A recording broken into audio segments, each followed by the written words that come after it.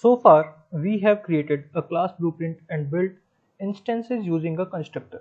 We can continue to organize our code by using static and non-static member. In fact, we have already been writing code that's non-static. Non-static members are parts of a class that are accessible via an instance and belong to that instance. This means you will need to create an instance in order to access a non-static member. In our tree example, the height, trunk, and tree type all are examples of non-static members, or specifically non-static attributes. You will have to create a tree in order to access the values of these attributes. The announce tall tree behavior is also a non-static method.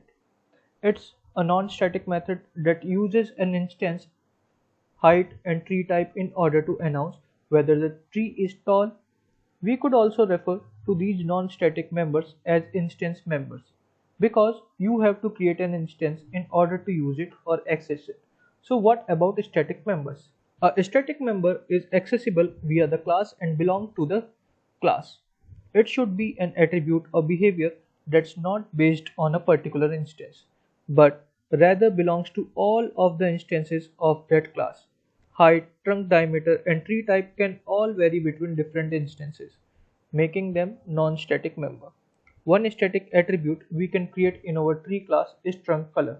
I am going to define a variable as static trunk color and give the values of the color. We just created our first static attribute, a class attribute, trunk color.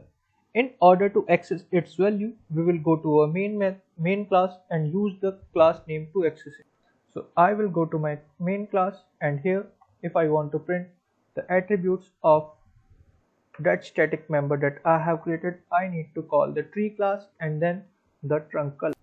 This is different from our non-static members because we use the class name rather than a specific instance name to access the static attribute. Now, just like we can have a non-static instance based behavior, we can also have static class behavior. Static behavior or static members do not rely on a given instance's member, rather they only rely on the class members. Let's add a static behavior to our tree class called announce tree. So I'm going to create a static method. So here I have defined my method as static, and in this method I will be typing .out.println, look out for that, and the tree color I want, so let's say tree dot trunk color and then plus tree. So instead of tree I will use only trunk color. So static method can access static variables only. If we want to access the tree type or the height parameter, then we need to change the method type, like static from non-static method. We need to change. So as of now, I'm going to use this static method into my main class.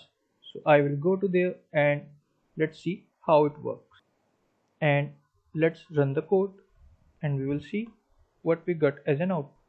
You might notice that our main method is also static, and that's because it doesn't rely on any instance member of the main class.